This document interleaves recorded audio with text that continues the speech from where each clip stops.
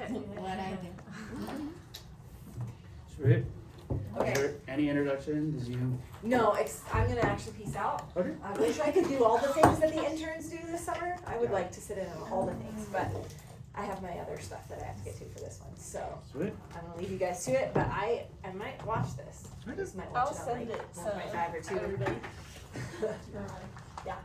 Okay. Just let's say. Thank you guys. It's gonna be good. Good Sweet. one. Am I in the video? I No, don't want to you're be in not. it. Okay. Yeah. And you girls are welcome to jump in there and get drinks. I'm afraid you guys. Yeah. Okay, thank you. You want to grab something? Yeah. Before we get started? What do you want? All the good liqueurs. Crocs. What do you want? Will you grab these? She's gonna. I got it. Thank you. Thank you. Thank you. This is gonna be far more casual than I thought it was gonna be. Yeah, very casual. Double N. I've never heard you call that. That's what they call me around here because we have 3. So many Ryans. So now when they say Ryan, it gets confusing. So Pastor Aaron coined double N. So a lot of people like to say double N. Myron. Myron, Ron, Wow. hey you. You'll be distracted if I'm taking notes. My No. computer. Okay, I don't know. It's gonna be very casual. cool. Okay, So, cool. I don't really have an introduction, but appreciate you guys being here. What's your And, name and your yep. Okay. We can have questions after, but I doubt you guys will have questions. Just media is pretty self-explanatory. But anyways, so today I wanted to talk about something that honestly a lot of people probably don't think about deeply, and that's media, and specifically in ministry. And when I say media, I don't just mean cameras or social media posts. I mean storytelling, communication, visuals, live streams, worship environments, photography, production, online presence, and the way churches communicate culture and connection.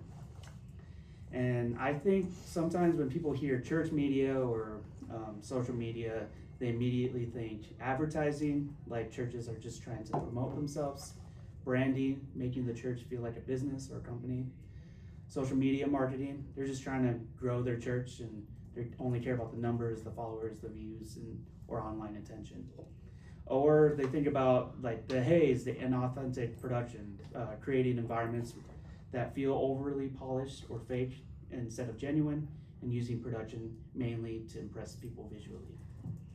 And honestly, I understand why some people think that way. I come from a lot of smaller churches in my past, and I definitely had a bad taste in my mouth with bigger churches. But today, I hopefully want to show today is that media at its best is much deeper than promotion. It's really about communication, and it's really about helping people feel welcome, connected, and engaged. And ultimately, it's about removing distractions so people can clearly experience the message of Jesus. We're going to talk about psychology, perception, online culture, why quality matters, why churches invest in technology, and how media can genuinely help people take steps towards Jesus. Whether or not you have ever touched a camera or worked on a creative team someday, this stuff affects all of us because communication affects all of us. And it's just kind of the day and age that we live in now.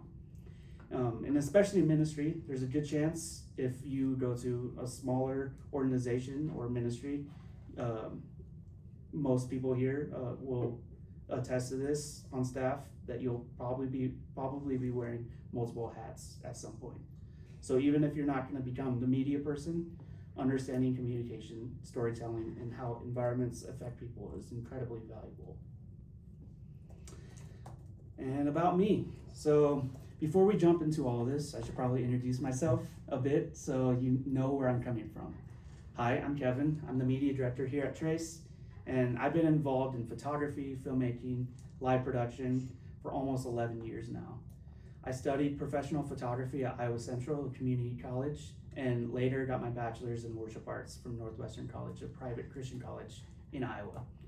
So my background has always kind of lived in both worlds, ministry and the arts. I've worked in photography, filmmaking, production, worship ministry, social media, creative marketing, and a lot of other types of things. And over the years, I've become really passionate about how storytelling and communication can help people encounter Jesus.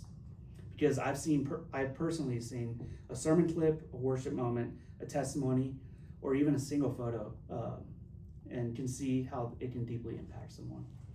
So today, I'm not speaking as someone just trying to convince you that the media team is the best team and the coolest team here, which it is. It is. I'm speaking as someone who genuinely believes communication matters because people matter. So, all right, before we jump in, I want to ask you guys a question. You can raise your hand. I was expecting a bigger audience, but how many times have any of you looked up a restaurant online before even going there? So, yep. So everyone, right? You look at the photos, you look at the reviews, the menu, what the overall vibe is going to be. Sometimes you decide whether or not to even step foot in there because of the things that you see when you look them up. And the reality is, people do the exact same thing with churches now. For a lot of people today, the first interaction that they have with the church isn't the front doors. It's through a phone screen. They check Instagram to see if the church feels active, welcoming, and alive.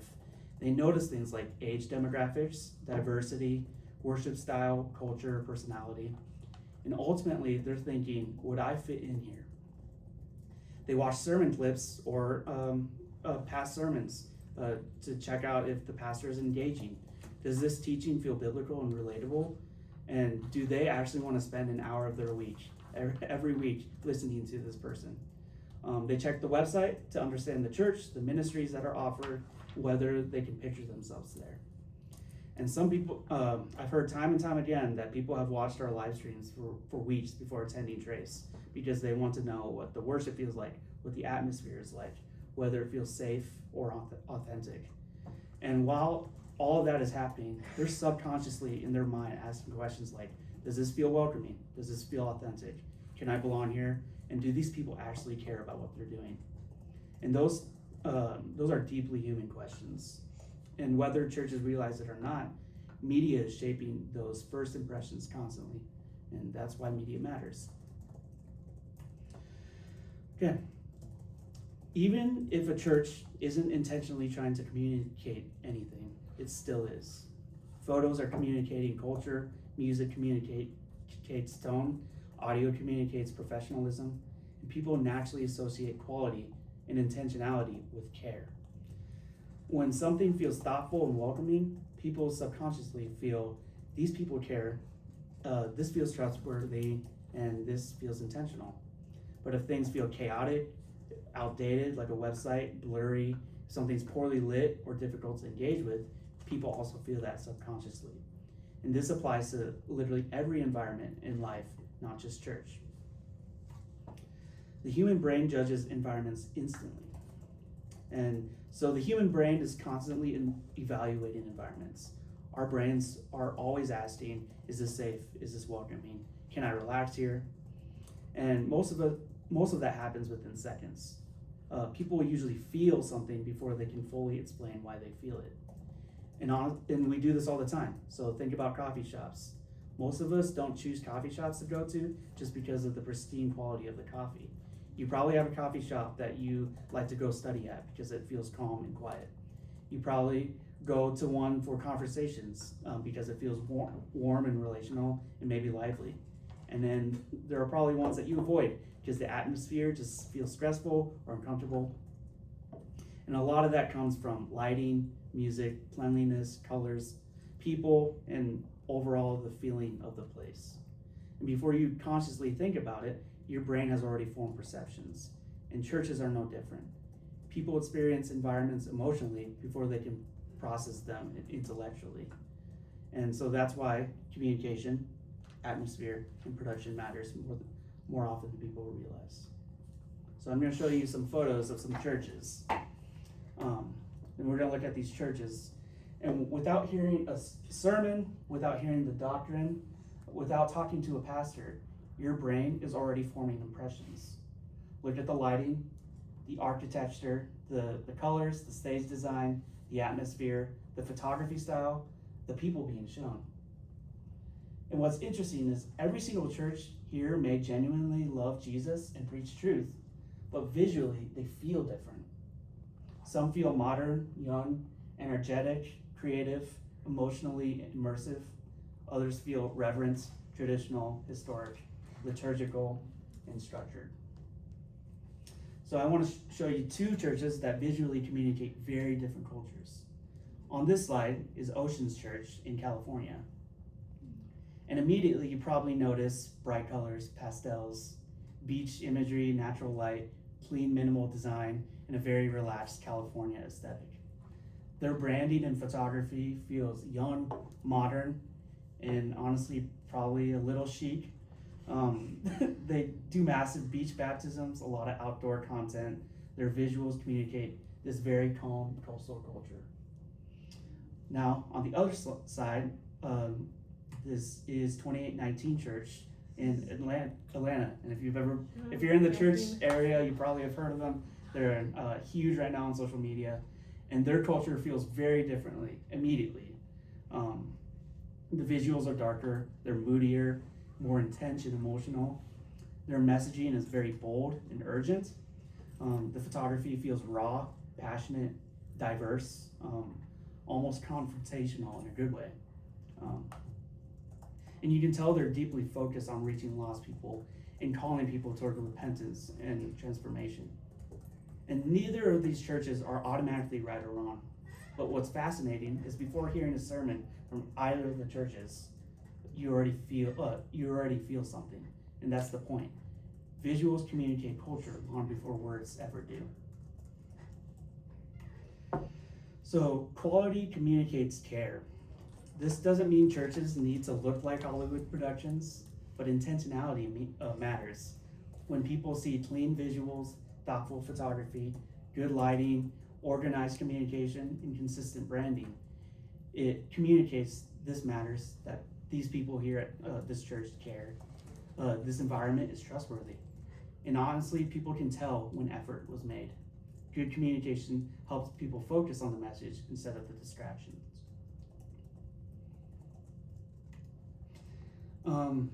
And so the human brain is constantly trying to process information efficiently. So when communication becomes difficult, your brain starts working harder. If you're in the worship center and the audio is too quiet or it's too echoey, if you're trying to watch our live stream online and it buffers or it cuts out, if lighting is distracting, like shining in people's faces, if the camera is shaky on the screen, your brain starts spending energy processing the experience instead of engaging with the message. You're getting distracted. And eventually creates is what's called friction. And friction is basically anything that makes it harder for someone to stay focused, connected, or emotionally engaged. If a website is confusing or taking long to load up, people leave. If a movie has terrible audio, people stop watching. If a classroom feels chaotic, students struggle to focus. And the same thing happens in church environments. And the important part is most people don't consciously realize why they disengaged. They just know they feel overstimulated, they got distracted, and probably checked out mentally. So good communication and production help reduce unnecessary friction so people can focus on what really matters. So I want to show you two live stream examples real quick. Before I show you the first one, context matters. So the first clip is of my college during COVID, and during the pandemic, churches and schools everywhere were scrambling to figure out live streaming overnight. And honestly, my school did not have the budget for some crazy state-of-the-art live stream setup. And we were figuring things out, and we had very limited resources and experience. And also, full disclaimer, the clip is of me singing. So before anybody says anything, yes, I'm sorry for the bad singing, and I promise you that in the room it didn't sound as bad. His voice is a lot better than this. But I wanted to use something that I actually helped create instead of criticizing or bashing another church's live stream. So, It's very thoughtful. you know. So while you watch this clip, pay attention to the audio, the clarity, the atmosphere, and the overall engagement level. Hopefully the sound is on. So here we go. God of Abraham, the God of covenant, safe and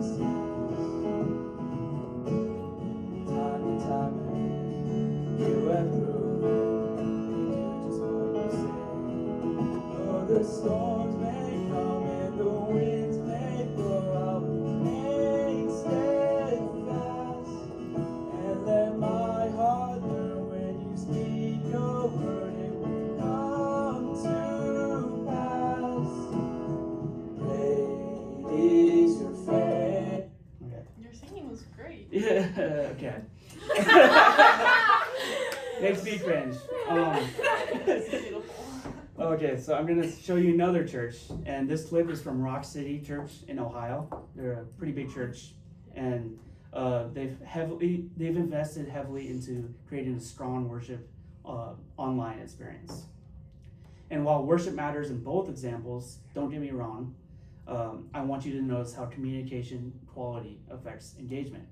Pay attention to the audio clarity, the mix quality. Can you hear individual instruments? Camera movement, and the lighting. So I'll play this.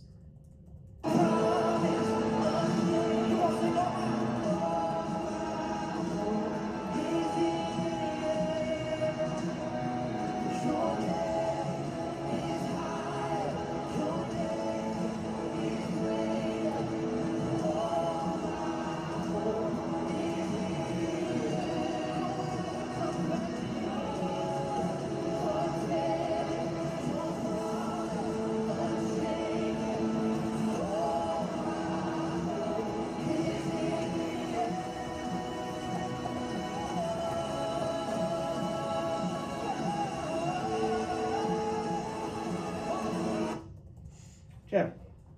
And so obviously not every church and ministry has the same budget, and that's okay. This isn't about trying to become a mega church. But I think most of us can probably feel the difference between those two experiences. One feels harder to engage with. I know it was harder for me because it made me cringe really hard. And one feels very immersive, clear, emotionally connected. And honestly, part of that is because the second example feels much closer to what it probably sounded like in the room. That chapel of the first clip at my college had around 1,000 students in there. So in person, I hope it felt more powerful than the live stream fully captured. And funny enough, when I was trying out for the Trace worship team, I didn't even send any of my clips of me leading worship because the live stream recordings were pretty bad.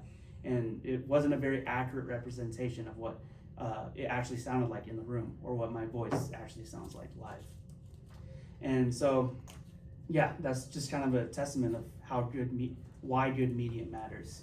The better the communication quality, the more accurately you can help someone online experience what the room actually feels like. And I think Rock City does a really good job of doing that. The mix feels full and intentional. The vocals sound clear. The camera movement feels immersive, and they constantly show you the people in the room worshiping and engaging. So instead of feeling like you're just watching someone on a stage at a static camera angle, it feels like you're experiencing the environment with them. And so that's really the goal. Good production shouldn't constantly draw attention to itself, but it should remove distractions so people can focus on what really matters, hearing the message and worshiping. So media extends ministry beyond Sunday. For many people today, media is what our creative arts team calls the screen door, like the screen door of a house. People peer through it and they can probably hear conversations inside before they ever walk into the building. And so people are cautious now. The pandemic changed our culture in a huge way. People are more hesitant, more observant, and more careful about where they go and who they trust. And because of that, people often watch from a distance first. We've heard people tell us they've watched a live stream for an entire month before finally feeling comfortable to attend in person here at Trace. And as an introvert, I definitely understand that. It's the new way of church shopping, is watching their live stream. Walking into a church for the first time can feel intimidating. You don't know what the culture is like, if you'll fit in, if the people are genuine, especially if they're a bigger church, if this place feels safe. So people peer through the screen door first. And that means media teams are often the front line of ministry now. Before they shake Pastor Aaron's hand at the front door, before they hear our worship live, before they experience community in person, they often experience the church digitally first. And church is no longer confined to one room for 1 hour anymore. A sermon clip can encourage someone on a Tuesday night. A worship video can reach someone across the country. and a testimony can give someone hope at 2 a.m. Media allows ministry to continue long after Sunday ends. For a lot of people, online content becomes the bridge that eventually gets them into the building. And if you serve on the Sunday media team, this is what we call our win, but it's something that we just try to focus our minds on a Sunday and just recenter why we're doing what we're doing. But our win is to be the eyes of Trace by capturing and sharing authentic moments that reflect God's movement. Make Jesus famous and inspire people to take their next step. And I also want to be self-aware for a second. We understand somebody probably isn't going to watch one sermon clip and on Instagram and immediately jump into the baptistry. But could media play a part in getting someone through the doors of Trace for the first time? Absolutely. Could a testimony video make someone feel less alone? Could an authentic moments help someone realize maybe there's a place for me there too? And I genuinely think it can. And the idea connects really deep with our creative arts win too. One of the main phrases we use is, our win is to create a thin space between the church and Christ by removing distractions.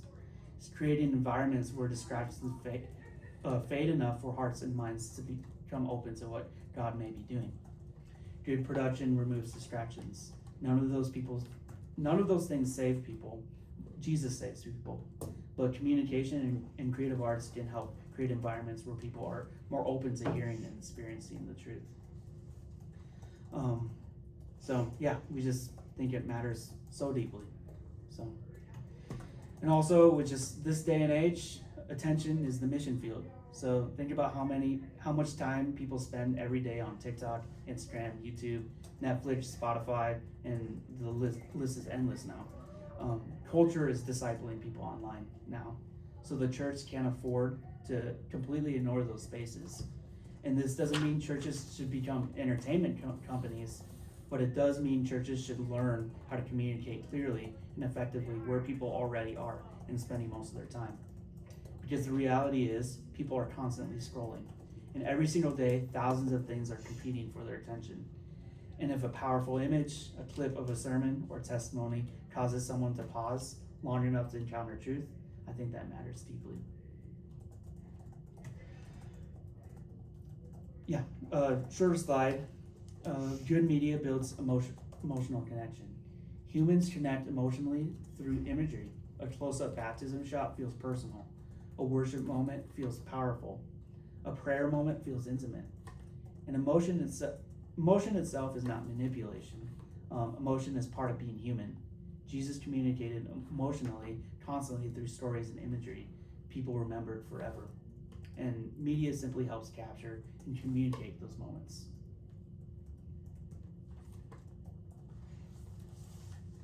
Representation matters. When people see authentic community, families, people your age, like students, young adults, older generations, it helps people imagine maybe there's a place for me there too.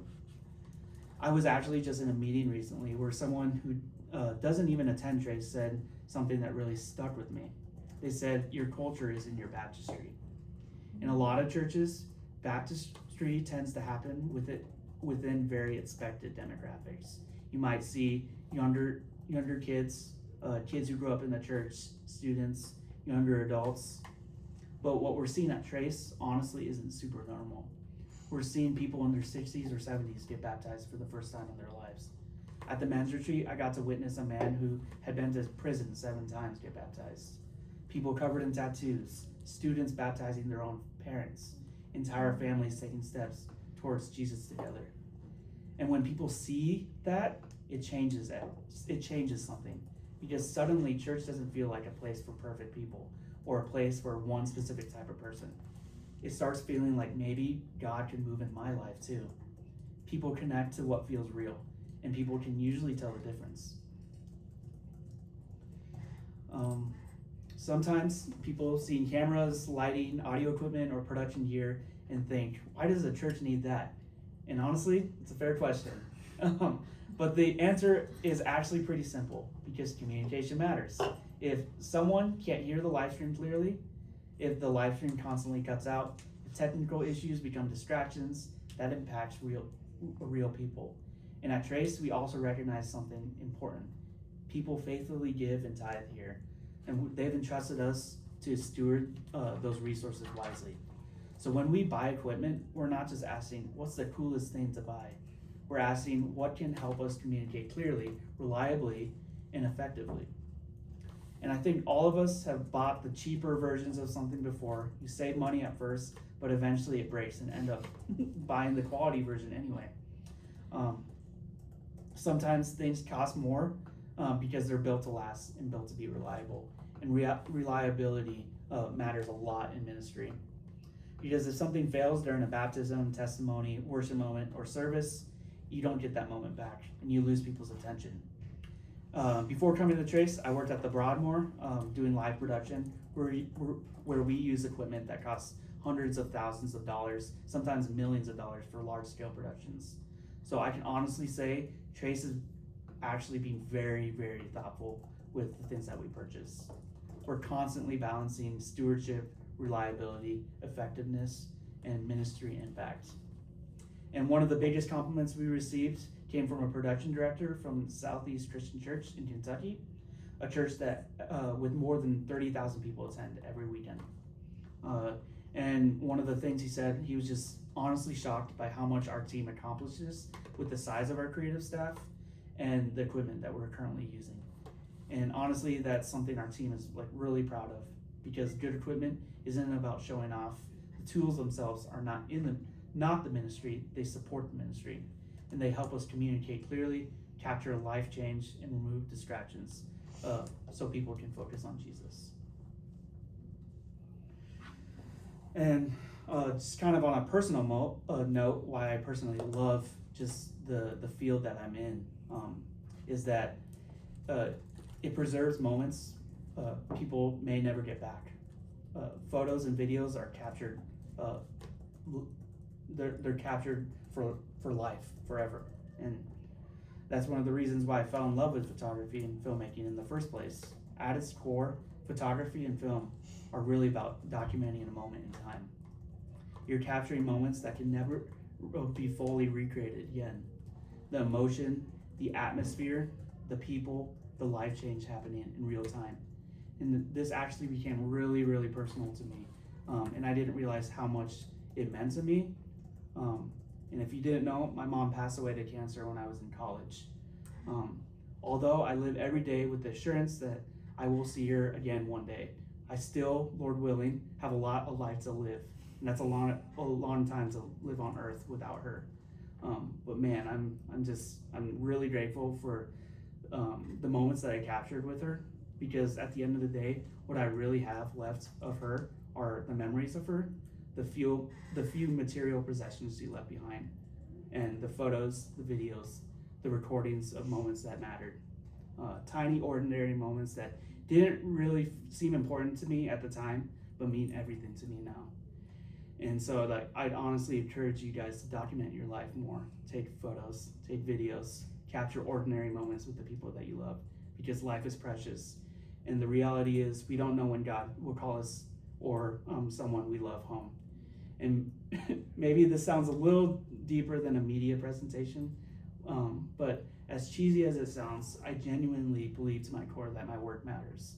Not because cameras are important, not because context is important, but because people are important.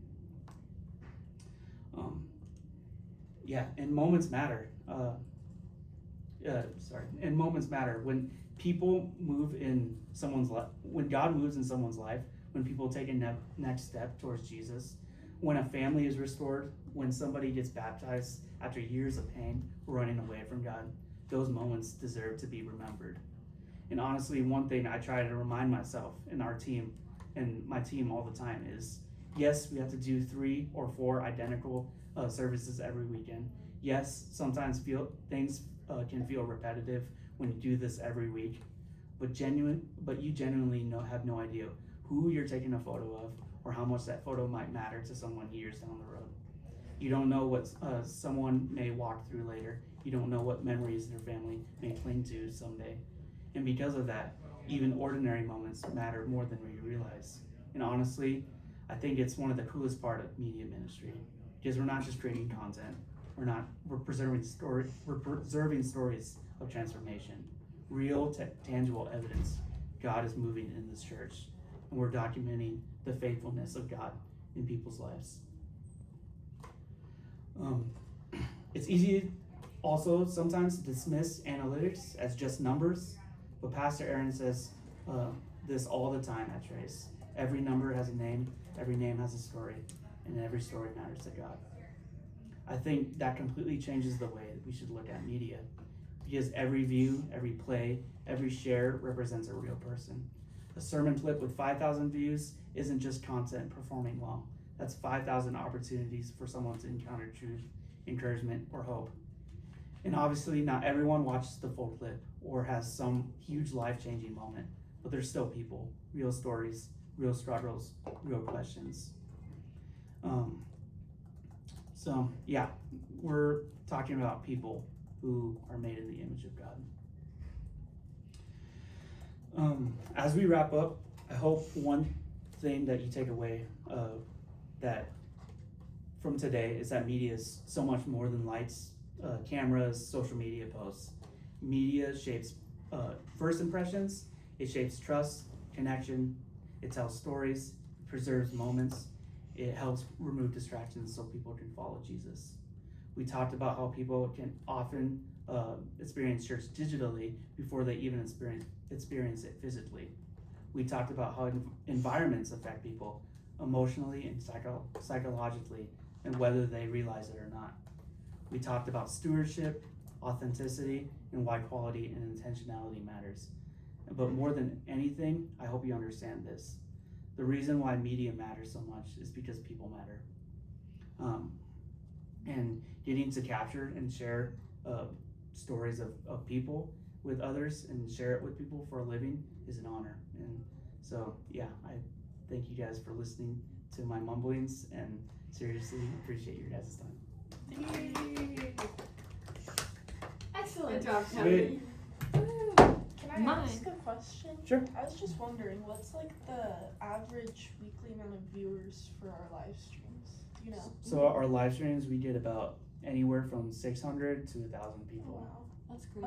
Do you guys like, I guess, like do anything special or like take steps to like get the people who are watching live streams to like eventually get into church, or do you just like leave that up to them kind of? We kind of leave it up to them. Pastor Aaron's vision is it's a screen door. He doesn't believe that church. You probably heard it if you were here for when we announced the building, Mhm. that church should be in person. Yeah. But we allow it to be a screen door because it works pretty well. Yeah. So And then also, do you have like a specific service you go to, or are you always like doing the media stuff? usually doing the media stuff, but I am in every single service, Mhm. and part of my job is to clip out best parts of the sermon. Yeah. So I'm always actively listening to whoever's speaking. Yeah. Any other questions? Yeah, I had a question.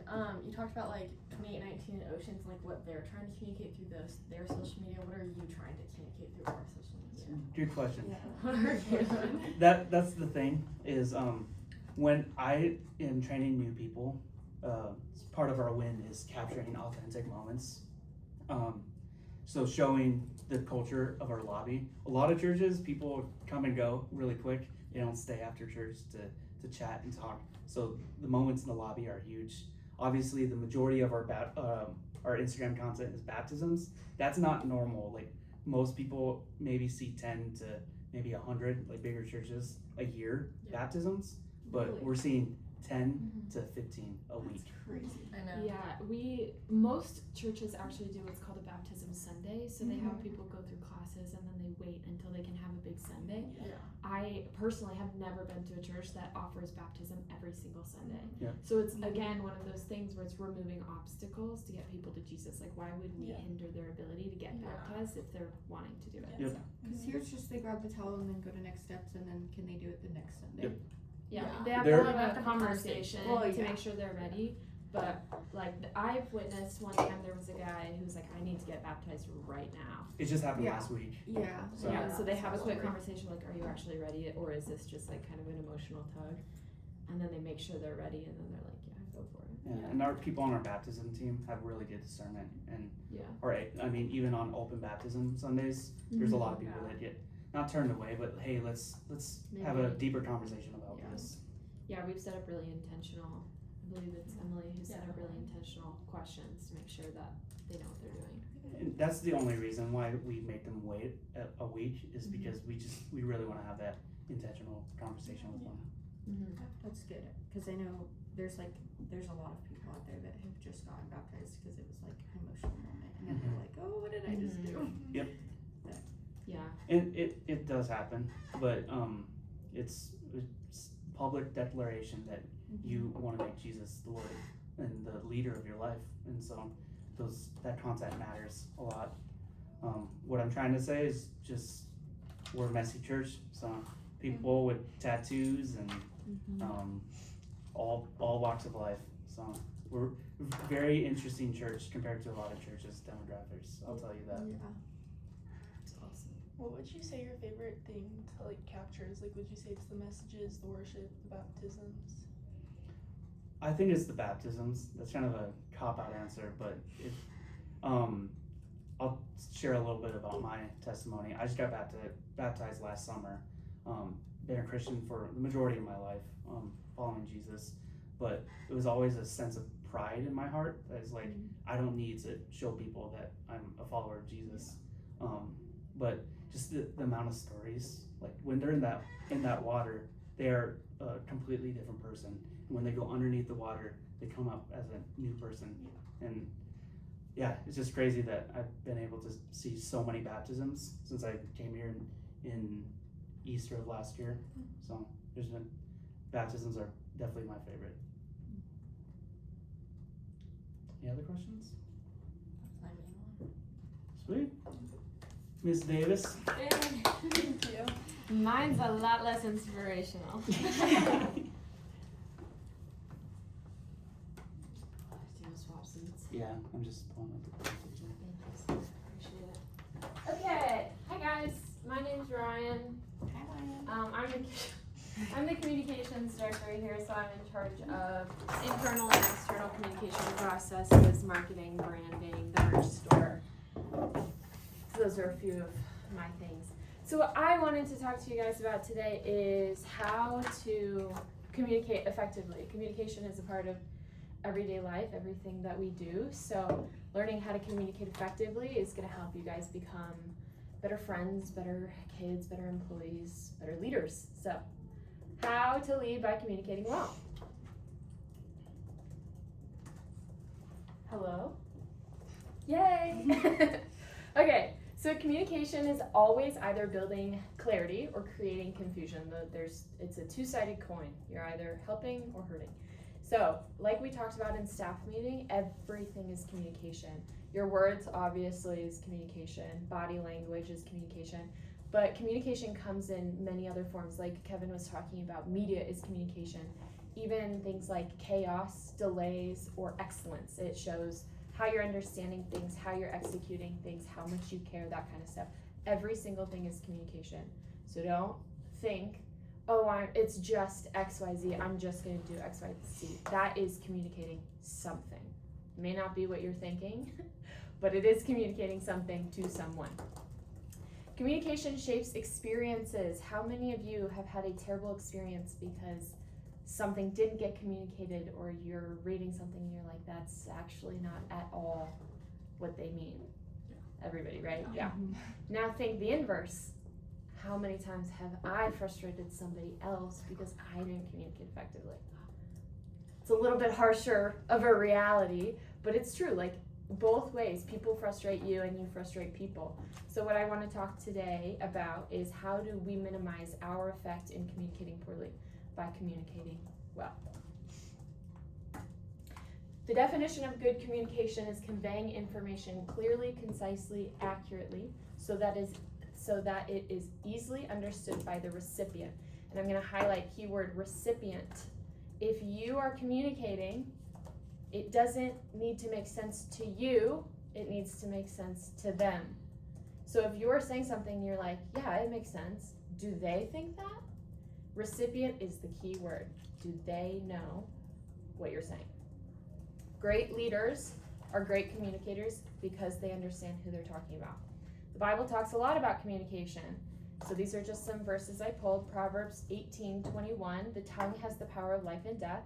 1 Corinthians 14:9, if you speak indistinctly, how will anyone know what is said? Luke 6:45, for the mouth speaks what the heart is full of. In Ephesians 4:29, do not let any unwholesome talk come out of your mouth, but only what is helpful for building others up according to their needs. So again, highlight on the recipient. What are they perceiving? So you'll also notice a lot of this is not in what is said. It is what is said, but it's also how it's said. So what are you speaking? What is your heart full of? So I'm going to go into a few tips on, okay, we need to communicate. Everything's communication. How? What do we do, right? So the first step is know your audience. Would you guys speak to your parents the same way that you speak to your friends, the same way you speak to your coworkers, boss, serve team members?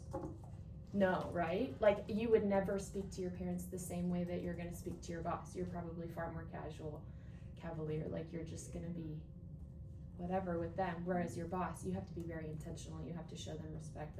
Your parents do, show your parents respect. But like your friends, you're going to be a lot more like buddy than with your boss because that's just not naturally appropriate. So you need to know your audience. And how do we do that? Audio. So this is one, knowing your audience. Two, how do you then speak to your audience? The A in audio is audience. The question to ask to figure that out is, who am I talking to? Am I talking to my boss? Am I talking to my friend? Am I talking to my coworker? Who is the ultimate recipient of that communication? It could be strangers. It could be people you know really well. Who am I trying to talk to? You, understanding. What do they already know? People don't really want to be talked to if they know a bunch about one topic and you're like, oh yes, so let me teach you about this thing. They're going to be like, dude, I already know. I'm the one who taught you that. Or if you're giving them very technical jargon and they're like, bro, I have never heard of this in my life. What are you saying? It's going to cause frustration. It's going to cause that mental friction that Kevin was talking about. So you need to know, who are they and do they know what I'm talking about, or what do they already know? D is direction. What action is needed? Of course, you're going to need to walk away with some action steps. What am I trying to get out of this conversation, this piece of communication? Where do we need to go next? There's always a next step. What is that? I, information. What do they need? And inversely to that, what do I need? If I'm asking somebody else for something, I need to tell them exactly what I need, and then I need to go, what do you need from me in order to execute? So I have a need for a graphic. What's it for? When do you need to buy? That kind of stuff. What information do they need to execute, and what information do I need in order to help everything move along? So information. And then O is obstacles. What are things that could confuse this person? Like I was saying, technical jargon. If somebody doesn't know what you're talking about, that's a huge obstacle. Use the language that the recipient understands so that you can move forward. Try to reduce that mental friction. That's going to cause really good communication. Step 2, listening shows cares. James 1:19 says, be quick to listen and slow to speak. Active listening is so insanely important. If you are not a good listener, you cannot be a good communicator because you don't know what is needed. So step 1 in listening, showing care. Be an active listener. Be engaged in the conversation. Number 2, don't interrupt. Like Trevor was talking about in staff meeting today, if you're constantly interrupting, that emotional intelligence isn't there. You don't know what's needed of the situation. You don't know what you need. You don't know what they need. So don't interrupt. Just listen until it's your turn. 3, this one's really, really important. Ask good and engaging questions. If they're giving you half information, ask the questions that will get you that other half. You need to know everything so that you can communicate well on everything and execute well. 4, eye contact. This one's a little bit harder because if you're not like super comfortable or super familiar, sometimes it's hard to have that good eye contact. Eye contact is the number one way to tell people I'm listening to you. So try to practice eye contact. It can be really awkward sometimes, but active listening, get eye contact. 5, remember details. This one's actually pretty hard for me. I'll personally throw myself under the bus. I am good with big rock details, but like little small details, sometimes they get missed because I'm focusing on other things. So my tip for this, if you are like that, write them down. I have a note in my notes app where if I'm having a conversation with somebody and they're like, oh yeah, my birthday's next week or something, I will go back and I will write it, not in front of them, of course, but I'll write it down, and then you have the ability to talk to them and be like, hey, how was your birthday? Or text them on their birthday, even if it's like they're going through something in their life. Or if you're talking in the work context, I want a graphic with yellow, green, and red in it. Can you make that? Write down yellow, green, and red, so you're not giving them something that only has yellow, green, or has yellow, blue kind of stuff. So those are the details that matter. It shows that you've listened. It shows that you care. And then 6, leadership through listening. Leaders are not often the loudest ones in the room. If you'll be in staff meeting and you're watching, Pastor Aaron is rarely talking. He'll give input when necessary, and he'll give updates, and he'll ask really good questions, but he knows that listening and understanding what's going on is more important than even telling us whatever he wants to say. Like, he needs to know what's going on so that he can lead effectively. So make sure you're not trying to be the loudest one in the room just to be the loudest one in the room, because listening leads to understanding. That leads to good communication. 3, tone matters. How you say something is almost always more important than what you say. Do you guys know that famous saying, it's not, when you're like mad at somebody and you're like, it's not, yeah, exactly, it's not what you said, it's how you said it. So it's like, you can tell me that I suck at XYZ, but the fact that you told me you suck at XYZ hurts my feelings a lot more than like, hey, you could probably improve in these areas. I'm gonna be like, oh, he's coming at me or she's coming at me, versus they want to help me. Like they don't want to come at me, they want to help me. So tone completely changes the message that is received. So good messaging can be delivered poorly and damage trust ultimately. Do you guys have TikTok? Yeah. Yeah. No, wait, no. Do you know the trend where people are saying, oh, okay, in a bunch of different tones? So if you're talking to somebody and you go, oh, okay, it's a lot different than going, oh, okay. You're like, oh, one is, they're supporting me, they're so happy for me. The other is like, oh, they hate me and they are not wishing the best for me. So you can say the exact same phrase, exact same words. The way that you say it completely changes the entire phrase. People remember how you make them feel. They don't necessarily what you said. Remember what you said. Yeah. Hey. They don't remember what you said. So like 3 weeks from now, you may not remember exactly what I'm saying, but you'll probably remember the way that I said it. I'll remember what you're saying. Well, if you're taking notes, yeah, a little bit different. But like if you have a conversation with a serve team member, probably this weekend you had lots of conversations. You don't remember everything you said, but you'll probably remember their face and be like, oh my gosh, they were really nice. So tone is extraordinarily important. Yep. We actually, you guys received the Trace Cultural Handbook, yeah? Yes. Okay, so these are pulled directly from there. We believe at Trace communication is so incredibly important, but what you'll notice about these is it's actually mostly about how you say things rather than what you say. So we have language matters and vision leaks. Culture is the sum of our language, behavior, rituals, values, and dreams. Language being the first. So what are you saying? How are you saying it?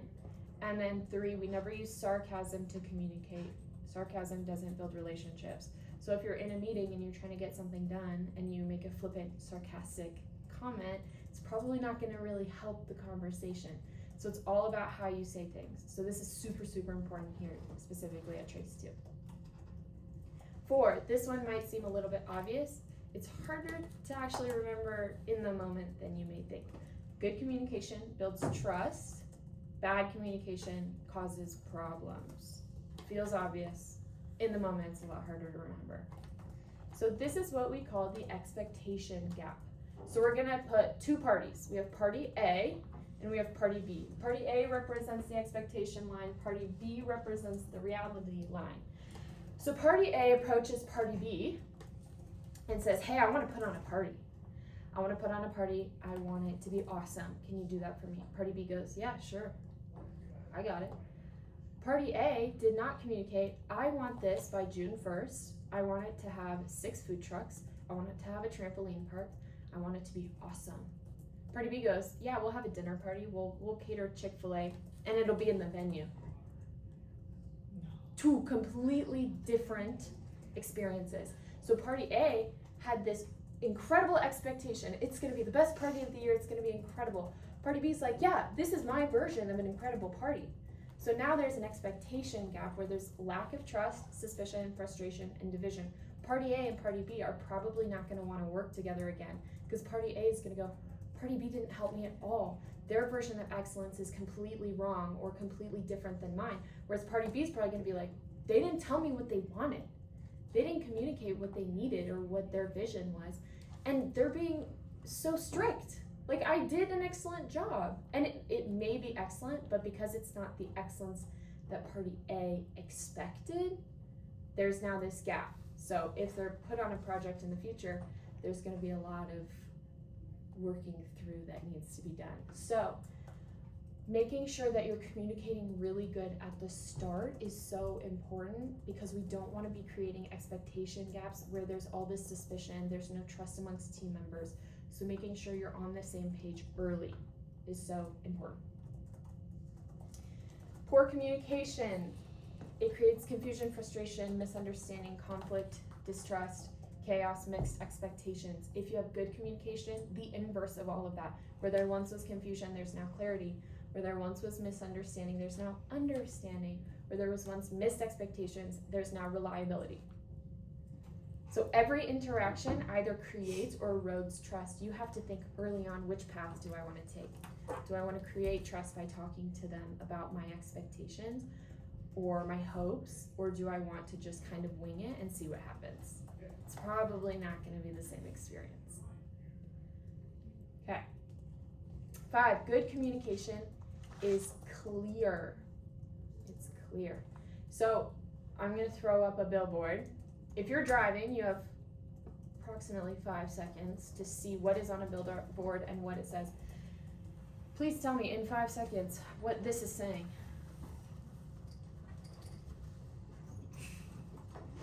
What was that selling? What was that selling?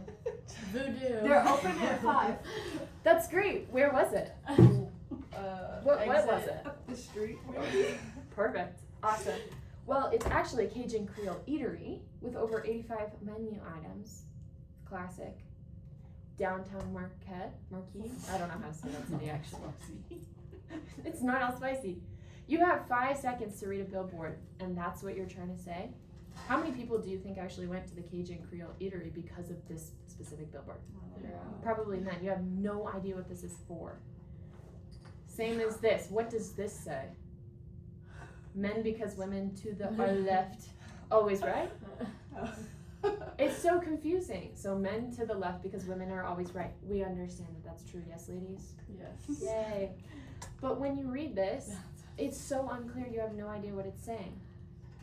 So clarity is so much more important than cleverness. This one's huge. It's so easy. The human condition.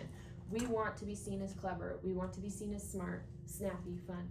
And in churches, one of the big things that we want to be seen as is super religious. We want to be seen as the person that can come to us because we're so understanding. We're so spiritual. That's not always the case.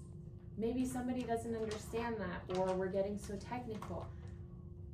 Our human flesh wants us to be seen as more than we typically are, and the way that we sometimes do that is by trying to over-communicate or be really complex.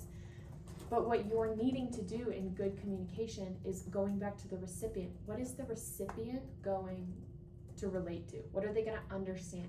You need to be clear. You need to use clear language. You need to use just clear. Just make it clear. So another thing is internal versus external language. Do you guys know what MRM stands for? Mission Ready Men. Mission Ready Men. Do you think somebody that has never heard of Trace knows what MRM is? No. Probably not. So if you're talking to a man and you're like, dude, you should come to my church, they're having MRM. They're going to go, what is MRM? Even if you then go a step further and you go, oh, it's mission ready men. Do they know what that is? Versus if you use the language of, we're having a men's connection dinner. They're gonna go, oh, it's a dinner for men where I can connect with probably other men. That's so much more clear. So internal versus external language, you have to be really clear. Because there are circumstances where you're talking to people, and you're like, hey, are you going to MRM on Monday? And they'll know what you're talking about because they're an avid tracer. They have been around for a long time. So there's a time and place for everything. You just have to know, going back to step one, you have to know who your audience is in order to communicate that effectively.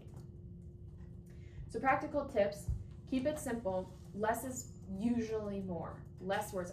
Another trap that a lot of people slip into is like, oh, I need to get all this information to them. I'm just gonna send them everything. Nobody wants to read or listen to everything at once. They're not going to get all of the important information. So keep it simple, less is more. 2, highlight the most important information. The human brain determines whether an email is important or irrelevant to them within 2 to 3 seconds. If you open an email, can your message, the message that you need them to understand, can that be digested in 2 to 3 seconds? Can they see it in 2 to 3 seconds? So highlight the most important information and put it at the top. Let me add to this. Put it at the top. It needs to be the first thing that they see. And then 3 is give next steps. You've given me all this information. Okay, what am I supposed to do with it? Where am I supposed to go? I understand that I now have all of this information, but if I don't know what to do with it, it's also irrelevant. So I'm going to give you an example of very clear and very not clear of a practical thing that we do here. We have event registrations on our church center. You probably have all seen them. I'm going to give you an example. This isn't anybody's work. This is a sample that I made up, so it's fake. I want you guys to tell me when this event is, where the event is being held, and what can you bring to it. No. Who said 11 notebook, laptop, water bottle? Where is it? It's at the At the bottom, bottom. third. No, where's the training? Oh, where is it? Oh. Yeah, where's the training being held, location-wise? In the training room. It's also at the bottom. In the main training room. Yep. Tuesday. So you look at this and you go, your first thought is, I'm not reading that. Oh, I'm not reading. And therefore, I'm not going to that. Because this is so unclear. People think, oh, they're probably going to want to know what this is all about. They're probably going to want all of this. So the natural instinct is to be like, I'm just going to write it all down. They're not going to read this. In 2 to 3 seconds, they're going to determine this is not worth my time. So therefore, they're not going to participate. I'm going to give you a second option, same training. Tell me when and where this is. Boom. It's highlighted, it's at the top, it's the first thing you see. It's highlighted and bolded, so you're like, oh, I know exactly, it's the first thing your eyes go to. So it's so important that we're clear, because in those 2 to 3 seconds, you either gain or lose a person who wants to either come or not, and that's one step closer to Jesus. So when we're talking about people, communication and clearness is so insanely important. Number 6, assumption is the enemy of good communication.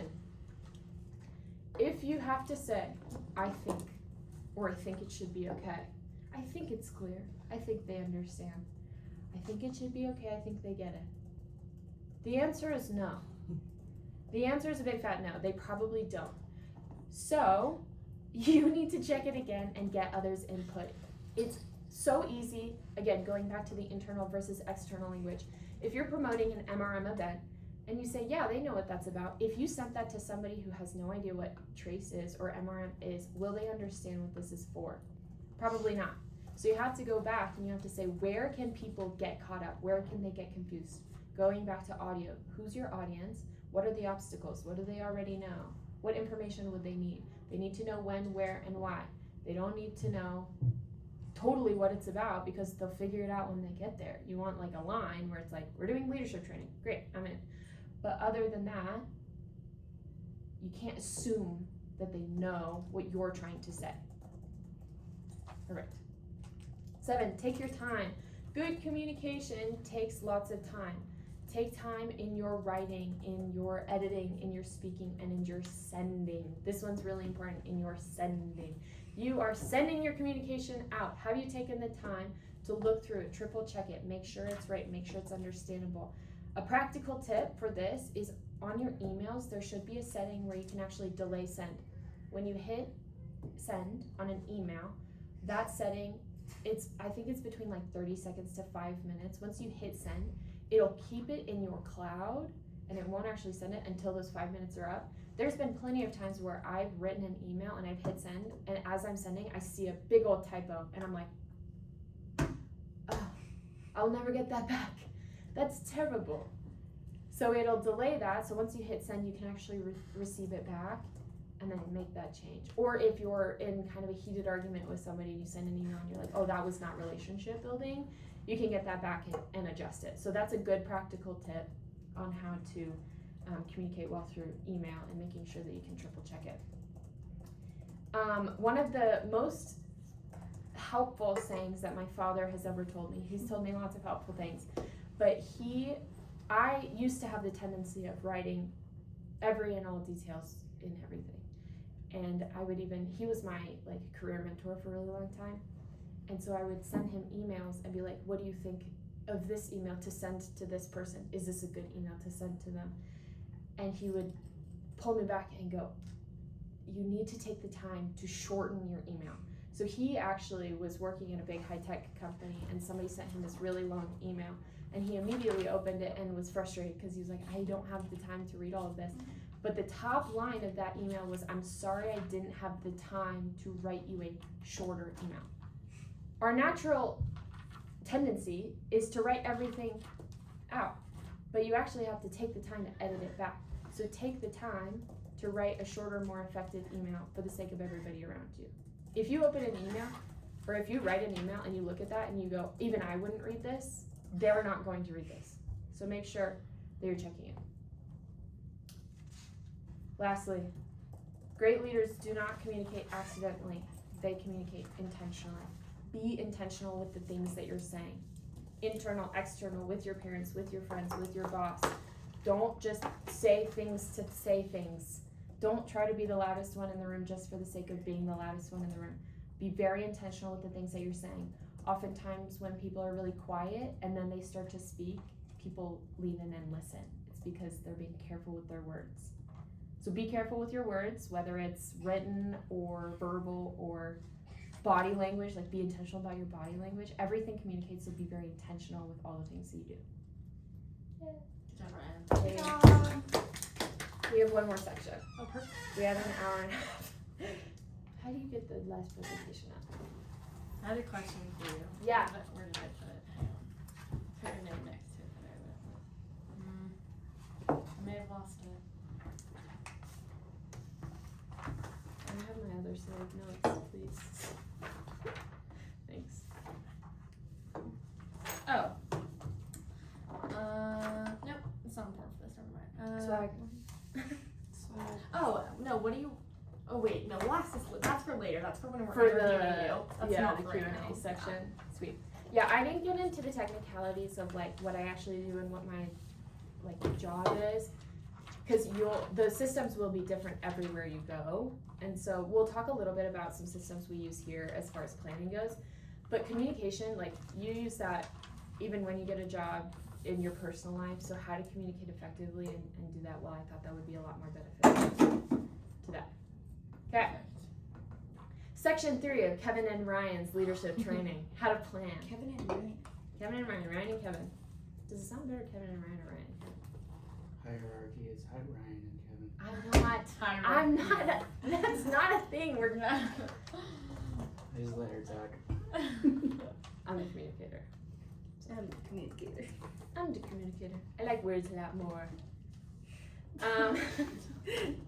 Okay. I always tell people, we work so closely together. Obviously, we're doing this session together. Our jobs overlap a lot. How I like to describe it is he does the visuals and the imagery, and I do the words. So the way that we function is very similarly. We'll show up in a room together, and I'll be the one talking. He sits there, looks pretty. He executes all the beautiful things. I could never. The storytelling, he's got that. Okay, so because we work so closely together, one of the things that we thought would be really helpful to you guys is how to plan. So There's a lot of different factors. We have a lot of projects that we work on together. Obviously, I know my schedule, he knows his, but how do we work together effectively? So this section is gonna be on how to plan your work, and how to do that effectively. So, first things first, why does planning matter? Good leaders don't react, they prepare well. Living in a very reactionary state of functioning is so stressful. You're constantly having things happen to you, you're not doing things. You'll never get on top of your to-do list if you're constantly just reacting to the things that are happening to you. Most things in life are predictable. So remember that and plan for them. Good planning reduces stress, confusion, and wasted effort. Nobody likes being confused, nobody likes being stressed, and nobody likes doing work that then is wasted. Like, you're never gonna use it. So planning helps avoid all of these things. It also respects others' times and effort. So if I'm doing something and I haven't planned for it, and I know that, oh, I have this event coming up, need an event graphic for it. If I text Kevin the day before and I'm like, oh, I'm publishing this or my event's going live, I need this graphic right now. That's not respecting his time. That's not respecting his workflow, because he has so many other things to do. I could have planned and asked him weeks prior, hey, I need this graphic. Can you help me get this in this allotted time? So it's respecting others' time and their efforts, and then it makes you a really good team player. If I give him enough time, he's not going to be mad at me, but if I give him a day, he's going to be like, wow, you're not being a very good team player. Like, you have to play your part so that I can play my part effectively. So be a good team player. It helps everybody out. Again, going back to the Trace Cultural Handbook, we have actually a lot of things in here that relate to planning. So the first is we get paid to be prepared. Our job is to anticipate and to figure out all the things that are happening in our sections. Since I'm in charge of marketing, I need to know what's coming up so that I can effectively communicate and promote the things that are coming up. Kevin needs to know what's coming up so that he can have videos ready or photos ready, that kind of stuff. So we get paid to be prepared. Calendar everything, schedule and use your time wisely. Kevin's going to talk a little bit more on this later and effective ways to use your actual calendar. But make sure that you're not missing things because they're not in your calendar. It's so easy to be like, oh, I'll just remember that later. Your workload will get slammed at some point in your life, and you will not be able to remember everything, so put it in your calendar. I even put the time that I need to read the Bible in, because I'll just get going and I'll forget, oh, I haven't read the Bible in 3 days. I should probably do that. So I even have that scheduled out. Avoid 11th hour alarms. Do you guys know what 11th hour alarms are? Yeah. They're the last minute things that you're like, this could have been resolved, but now it's an emergency. So an example of this is like on a Sunday, there's somebody who comes in and he sets out the parking cones. Great, so insanely helpful. If nobody checks, if the parking cones are out and people start driving in and we're setting out the parking cones, oh, sorry, we're not prepared. That's an 11th hour alarm. Or if people are coming in and they're hanging out in the lobby and like the coffee's not made. Those are things that are preventable because we can check them and make sure that things are going to plan. But if it becomes an emergency, then it's an 11th hour alarm. So make sure we're preparing to avoid those. Being better organized makes every leader better. And then the last one is not actually in our handbook, but we're starting to say it a lot more around here. Meet your deadlines. We want to be a team that meets the deadlines because we want to be people of our word.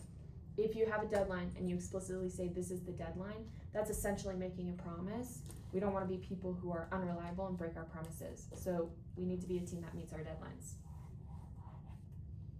Good planning habits. 1, know your deadlines. There's lots of projects that are long-term projects. Set deadlines for even those. If it's something in the ether like, oh, I want to figure out maybe a better system for XYZ, set a deadline for yourself because you'll never get around to it if you don't actually say, I need to have this done by this day. So have deadlines and know them. To work backwards from your deadlines.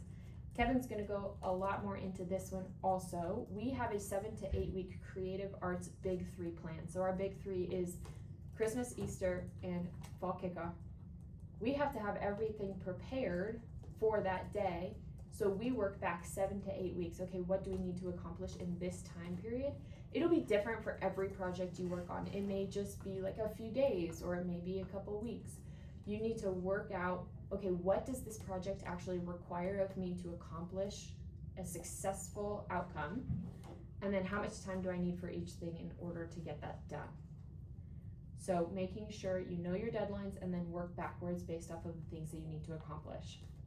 3, over communicate early. Going back to the communication, the expectation gap. You need to communicate your expectations. You need to know, what do I actually need to accomplish? Even the finest of details. Do we want lollipops available at this event? It won't affect the outcome of the actual event. The event will still happen. But if somebody's like, oh, I wanted there to be lollipops, and the other person's like, I had no idea you wanted there to be lollipops, now we have that expectation gap. So make sure you're over communicating everything. We say at Trace, have one too many meetings.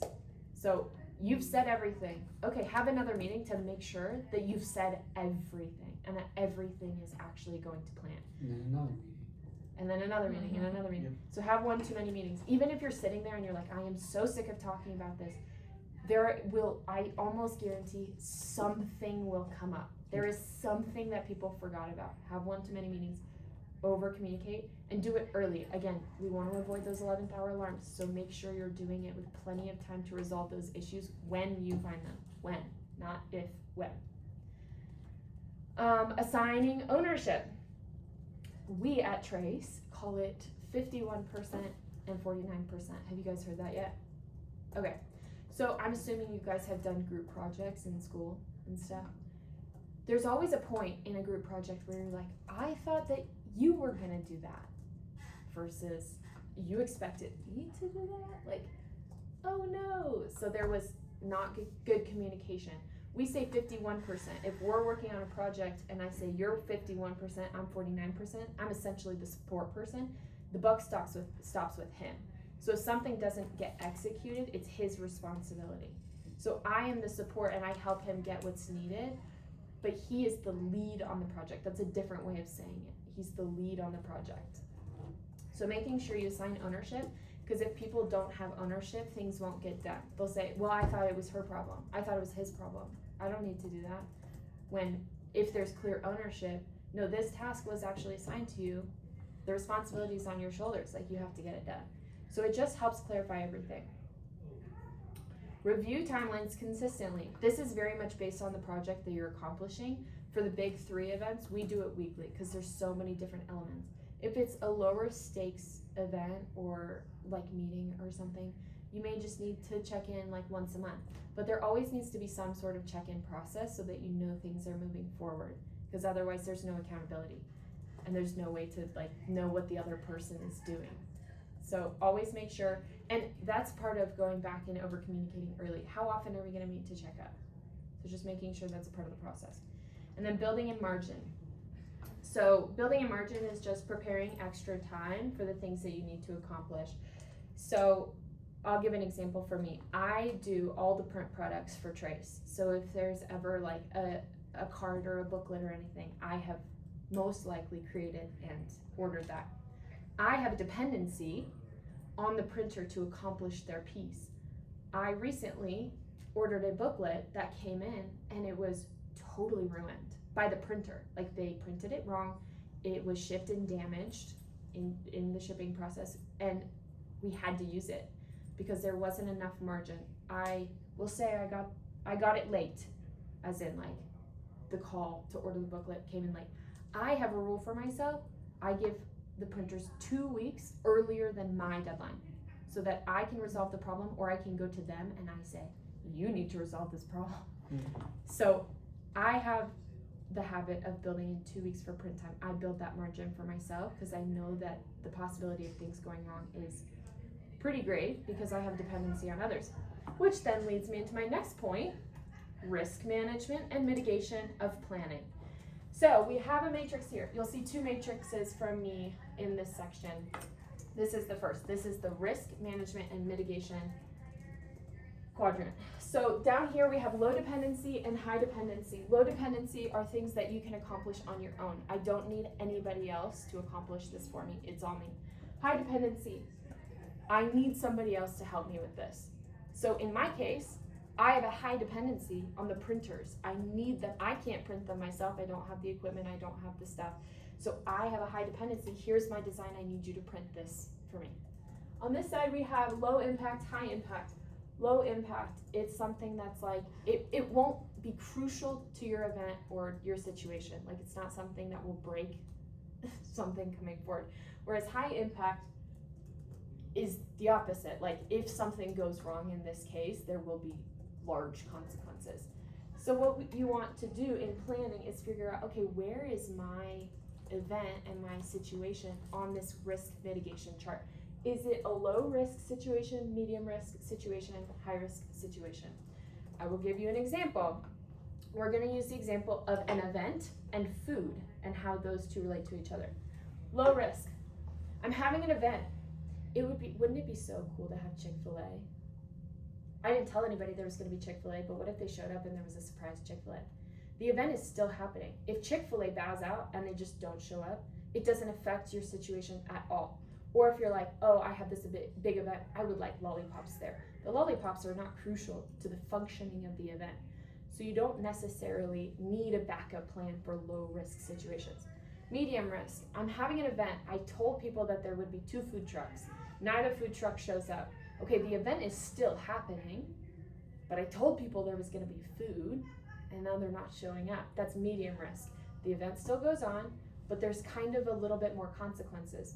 So in this case, you need to have some sort of backup plan, or like, okay, what do I do? I told people there was gonna be food and there's no food. High risk, this is a dinner event. You are showing up and you are coming because there is food. That is the event. If the caterer doesn't show up, the entire event was supposed to be a dinner. What do you do? So you need to plan accordingly to, okay, what are the risks within this? Do I have a high dependency? Yeah, you need the caterer to show up, and it's a high impact because this is a dinner event. Medium risk, it's kind of important that the food trucks show up, but the event's still gonna happen. And then low impact, low dependency, like I bought the lollipops, if they didn't ship from Amazon on time, it's not that big of a deal. It's obviously frustrating, but like you don't necessarily need a backup plan. So the things to learn from this, dependency increases complexity. So if I have a dependency on my printer, it's pretty complex because I need to make sure they know all of the things that they need to know, what kind of paper, they need to know how many, they need to know how many pages. Do you want full bleed or not full bleed? So that increases the complexity. I just need to communicate a lot better. But hand in hand with that, dependency is not inherently a bad thing. It's great that we have local partners in printing. I certainly don't have the capabilities of doing it. Dependency is just another factor that will help you plan well. If you know they need this amount of time and this amount of information, you can start working backwards from the end result and be able to depend on them with confidence. So it's not always a bad thing. I don't want you guys to think of dependency as a bad thing. 3, communication becomes more important as complexity increases. Like I was talking about, the printer will need to know all of the details that I am expecting and that I need them to execute on. If I'm asking Kevin for a graphic, I now have a dependency on him to accomplish it. He needs to know, what colors do you want it? When do you need it by? What's the event called? What's the event about? That kind of stuff, so he can execute effectively. And I need to give him enough time and communication capabilities in order to execute well. 4, the goal is awareness and ability to plan. None of these things should scare you. They're all going to happen. It's coming your way, but they're not scary circumstances. It's just setting you up for the most amount of success that you can have in planning and executing your events and your situations. So it's not scary, but it is, how do I need to plan effectively for this?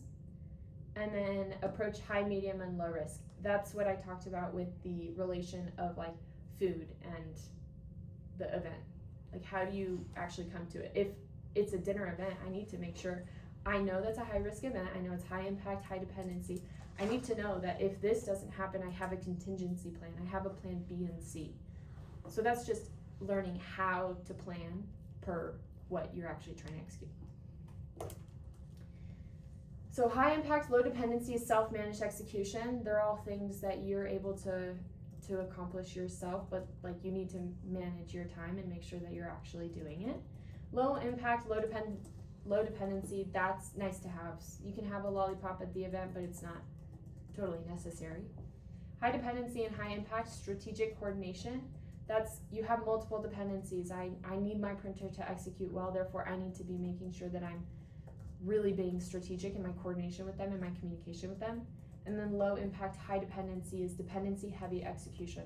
So that's if you have a serve team member accomplishing things for you, you're completely dependent on them accomplishing it for you, but it's not necessarily super high impact. High impact is usually going to be on your shoulders. Like, that is something that you really need to be paying attention to. Low impact is the same, but it's stuff that doesn't necessarily require your entire effort on. So it's stuff that you can hand to serve team members. You're still in charge of making sure it gets done. Like, if the parking cones are not put up, you're still in charge of the fact that they didn't get put up, but it's not as crazy as if a caterer doesn't show up to a high impact dinner event. Make sense? Yes. Sweet.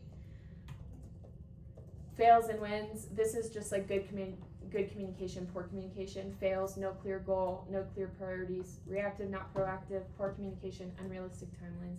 No ownership and trying to do everything at once. Take all that. If you plan well, you'll have a clear goal. You'll have clear priorities. You're anticipating stuff. Good communication, realistic timelines, clear ownership, proper delegation. These are all things that you need to have in order to plan effectively, and they're all things that will happen if you put a good planning system in place. Quadrant number 2. This one is probably the most impactful and important thing that I have learned in my professional career.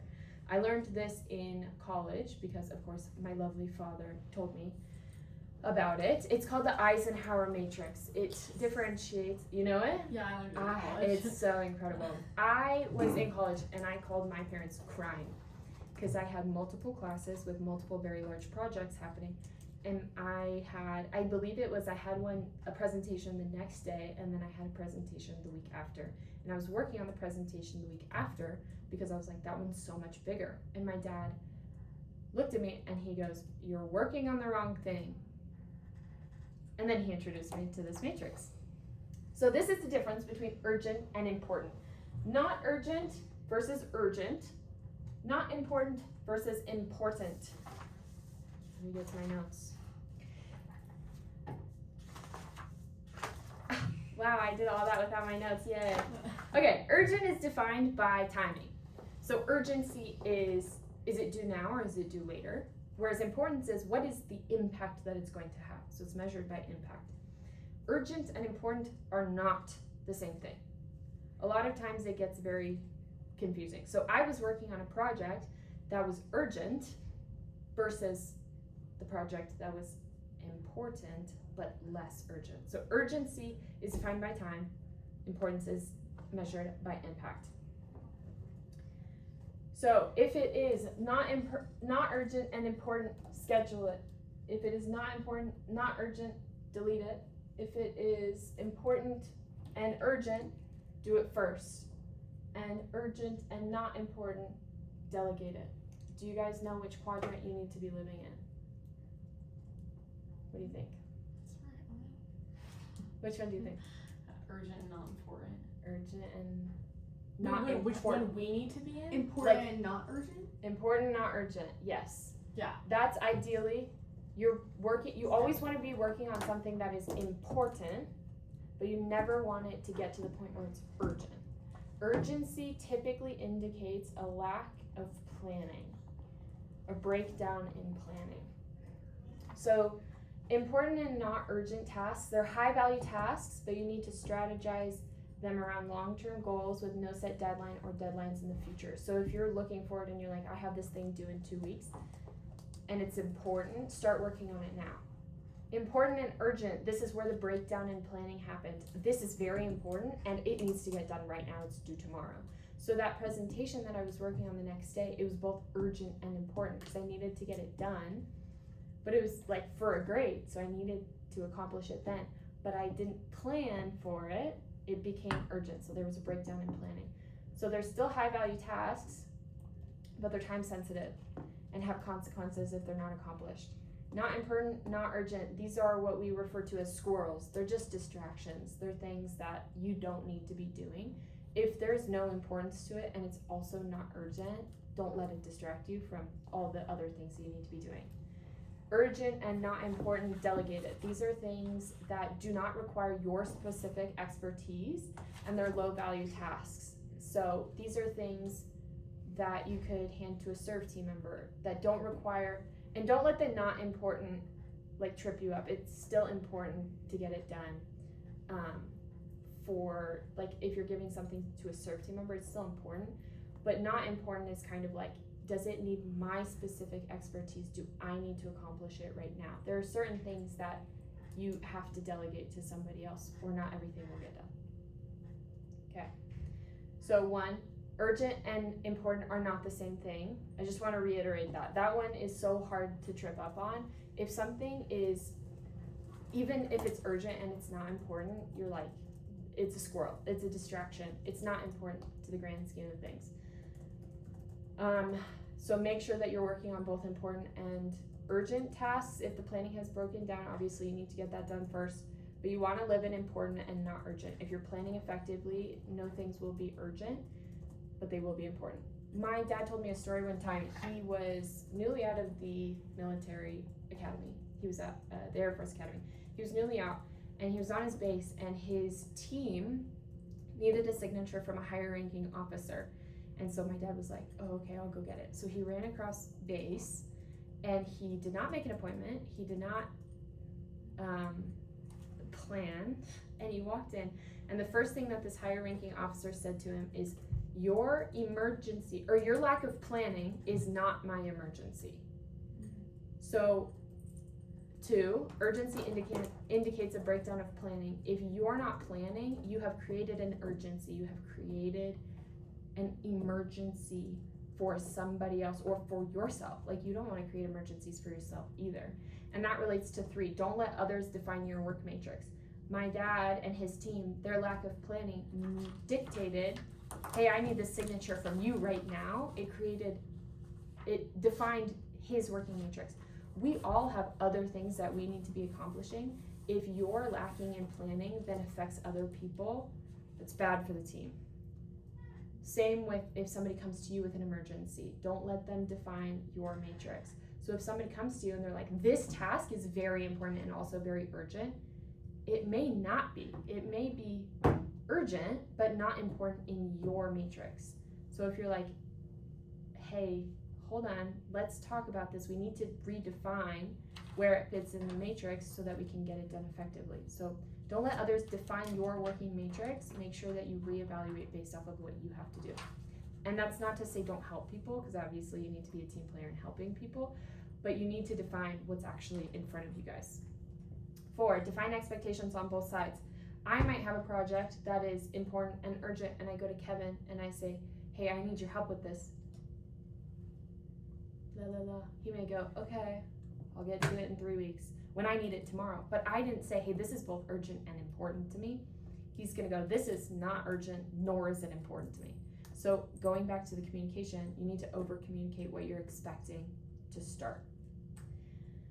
And then 5, squirrels steal energy from impact. So all those things that are not important, not urgent, a lot of times our big tasks, our big important tasks, we'll be like, oh, I don't want to work on that right now. Like, I'm a little bit intimidated. So we'll go work on this other thing. But your impact is being stolen. Your energy is being stolen because you're trying to accomplish all these other things that are not that important. So you need to redefine and reshift yourself back to, okay, what do I actually need to be working on? And that's the Eisenhower matrix. I love it so dearly. Sure. Feel free to chime in whenever. Yeah. But right now, we're just gonna talk about we're talking about how to be prepared for whatever it is that you're trying to accomplish. And these are some of the tools that we use here at Trace that really help us out, just scheduling things out and making sure the tasks get done. So she was talking about our big 3s. So our big 3s are Christmas, Easter, and fall kickoff, which is our anniversary of our church. And this year it's a big fall kickoff because it's our 10-year anniversary. So these things are these are our biggest opportunities we have all year to reach people that may not normally come to church. For a lot of people, Christmas and Easter might be the only time all year that they're willing to accept an invitation or step foot inside of church. So we want to be prepared and be ready for all those people, to prepare to get them here, I guess. Yes. So a lot of that, what we do is we do signage, we do social media posts, we film stuff, we do sermon promos, YouTube assets, so like bumpers before a sermon, inviting them to this specific event. Invite cards are huge at Trace, you guys know that. Website updates, so having a page, a landing page for where that event is specifically supposed to be, and just all the information that they would need to go for the event. And then we have worship elements, so you guys know that at Christmas and Easter there's always something different than like what a normal service would be like. Special video, a special arrangement of a song, maybe with that song there's specific imagery for that big 3 event. So Easter, we had a lot of tunes, we had a lot of pastels, like Easter spring colors. Yeah, we also have to communicate when we're live streaming. So we are growing as a church and we need 6 services for Christmas and Easter. So a lot of people need to know we only live stream one of the services, so we need to communicate which live stream that we're going to live stream. Planning center updates. I think you guys are all serve team members, so you know the services app, how to, so we need to schedule that out. Make sure, like, especially like Christmas and Easter, it's hard sometimes for teams, especially if they have family out of town or something like that. So make sure that you have a really good team scheduled for whatever services that they'll be serving. Especially with like open baptisms for my team specifically, like I need to have trusted photographers that will be able to capture those images without it being out of focus or underexposed or whatever. And then ads, that's more Ryan's expertise, but it's a way for us to invest and get our content in front of someone else that hasn't even heard of Trace, or they're like, oh, I think I'm gonna go to church this year. I don't know which church to go to, and our ad will pop up in their feed, and okay, I'm gonna try Trace. And then registration systems. So a lot of our big 3s will have a one-off serve opportunity, so people who don't serve on serve teams be able to serve that weekend. And also, like for Christmas, we have days to put up trees on the stage and in the lobby, so that type of stuff.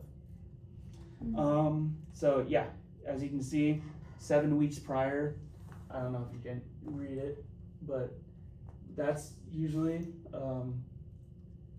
so we will come up with some concepts. So Pastor Aaron, for these types of events, has really the final say on these events of how it's gonna look.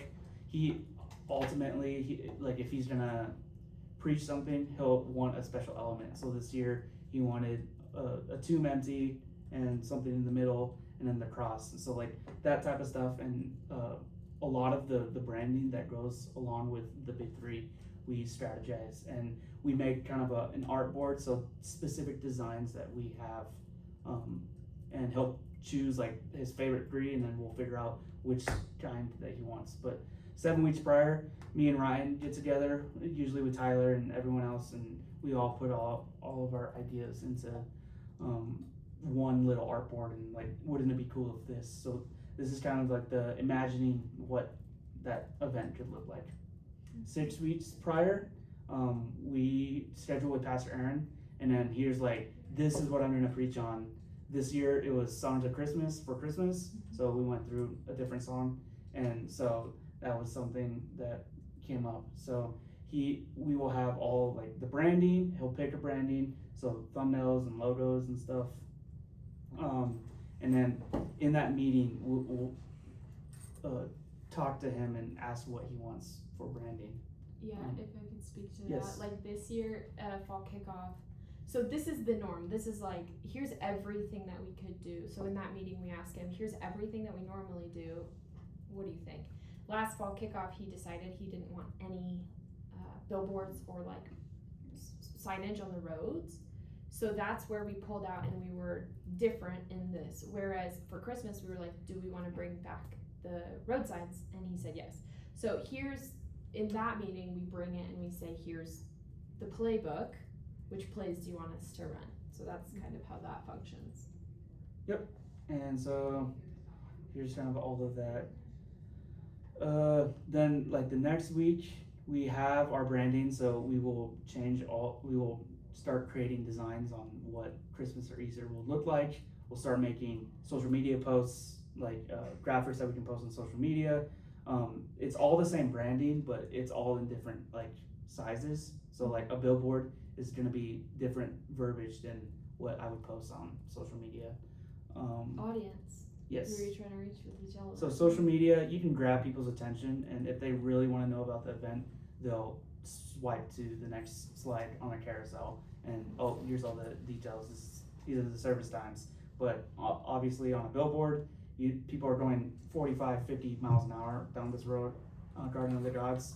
You only have like 2 seconds to grab their attention. Mhm. So form over function for fashion.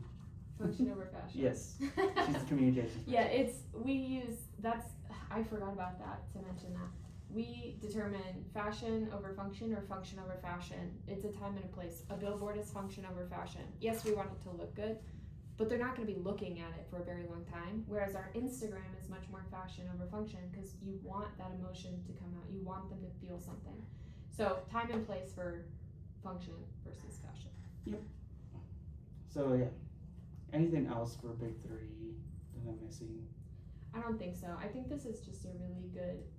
This is what our biggest plans. builds that? We built it together. So Okay. when I came on a year ago, it was like there was like 15 bullet points because the guy who was working here before us, he was in charge of everything, so he knew what he had to accomplish. Whereas now, if you go back to the dependency chart, we depend on each other in order to execute. So our first Big Three, we actually came on staff and then all of a sudden had to start planning for fall kickoff, and we were like, what are you doing versus what am I doing? Yes. So we talked a lot during that time, and then we wrote everything down that we learned, and then we had a meeting post Big Three, and we were like, okay, what can we bring in? What do we need to take out? Like, what was effective, what wasn't effective? So we built that one together, but it'll be different for every project. So one of the tools that we use, obviously calendar. I'm sorry for how bad my calendar looks. Ryan's is more pretty, but mine is just like showing me what I need to get done. So Mondays usually are like my editing days. So obviously Sundays, let me go to this day. Kevin's a lot better. One of the things that we say is calendar everything. That was in the handbook. Kevin's a lot better at that than I am. He calendars all of his like personal editing and working time. I don't do that, but I do color code. So you Yep. go through your thing in the middle. Yeah, so like on a Sunday, arrive at Trace, whenever that is, or wee hours of the morning. Add service times to the Instagram story, turn on the lobby TVs. We have, this is different now, but we have a prayer 30. So if you've ever served on a Sunday with Creative Arts, we just go over the service, and if there's anything that anyone in Creative Arts, so Creative Arts is worship, production, and media, and communications, and merch, and whatever.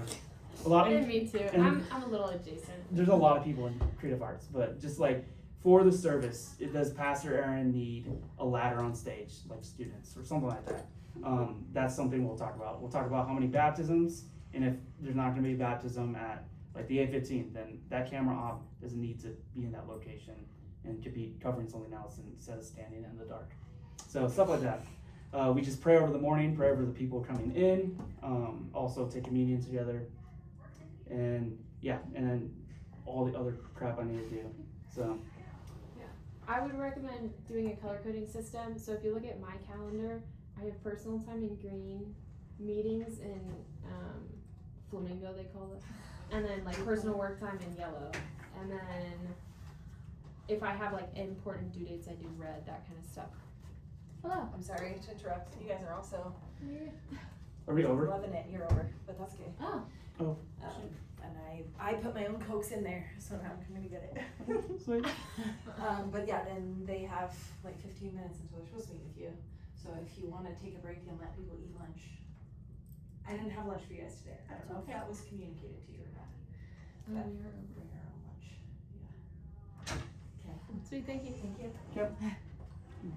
Asana, let me just quickly show you, it's basically just a task thing. So for Easter, there are due dates right here. I'll zoom in, you guys can't see it. But like web banner changes, and there's communications, and then there's media, so that's me. So like film Pastor Aaron's invite that we'll use for the ad, like, hey, come to Trace for Easter. And then there's a bunch of other stuff, but basically you can add tasks and then put due dates in it. And Assign an owner, always assign an owner. Ownership is so important because tasks get missed if nobody knows who's doing them. Yep. So yeah, tasks, owner, due dates, those like non-negotiables of Asana. Those are the three. How far out are you tasking? so right after that meeting with Pastor Aaron, Yeah. 7 weeks, 6 weeks. Yeah. It's Ish. after that we have a communications meeting. Okay, this is what Pastor Aaron wants. He wants A-frames, whatever, and then we'll have a meeting and literally just go through this like task by task. And so it has a calendar. I don't really use this. She uses it I all the use it time. a ton because my brain functions better if I can see on an actual calendar when things are due versus just a list. So I use this function a lot. Yep. But Was this an app and a website? Yes. Okay. get the app version. Yeah. Yep. And yeah, it shows your timeline too, just like what's getting done or whatever. Basically, it's just a glorified task thing, but Yeah. you can use it with multiple people and collaborate in different departments, like how big your organization is. It's a very powerful tool that's only as good as you let it be. So you could do a ton of research on Asana and figure out a bunch of different ways to use it. So yeah, if you're interested in it, I would do some personal research and see how you could use it. Then Slack is quick updates and notes. So it's a communication app that we use at Trace. So if you're used to Microsoft, it's very similar to Microsoft Teams. It looks a lot like Discord. Hopefully I don't have anything confidential, but I'll just show you. Is that funny? Yeah, I thought that was pretty silly. Okay. So it's a thread-based type thing. So staff general is like just very general stuff that like information. Like Emily was asking where these tablecloths are, and we have like a staff win. So like Tristan bought a house, so we all celebrated him.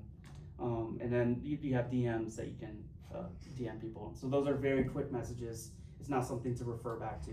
Hey, do you have this for me or whatever? And then email we use to reference back with a long form. So as per our conversation, this is what we talked about. These are the files that you need, etc. Anything that needs referencing is a email type situation. Like if you're working on a project or need to find important information. Imagine Slack is texting, you would text really important details. So, same. And we use Slack just because It's a more it's like Microsoft Teams. It's like a professional workplace messaging system. really when you're using Slack, you're talking about something ordinate about the organization. It's also a good way because you don't want to always be available for work. Like you don't want your work messages to be the same as your personal messages. So it allows you to step back from work when you're like taking a day off or it's the weekend. So it's And it like essentially- tells people you're offline, like Yeah. Discord does. Okay. Yeah. Yep. It's like And Nick has it for our organization that we don't get notifications on Friday or Saturday, That which is is our weekend. days off. I turn mine off. So Yeah. I guess. I still get them because, and yeah, they'll be like us. But yeah, Google Drive, you guys probably know that. It's a place to keep files, and cloud storage is huge, especially in our field because we have pictures, videos, much. graphics. Creative elements. But for people that are like pastors, it's usually probably like documents, notes that they take in their meetings, etc. like that. Contracts and all that good fun stuff that I don't care about. That I love. Yeah. I love a good contract. Any questions? Yeah, sorry we went over. It's a I was worried about filling an hour and a half. know. Do you also set aside time to like update all of that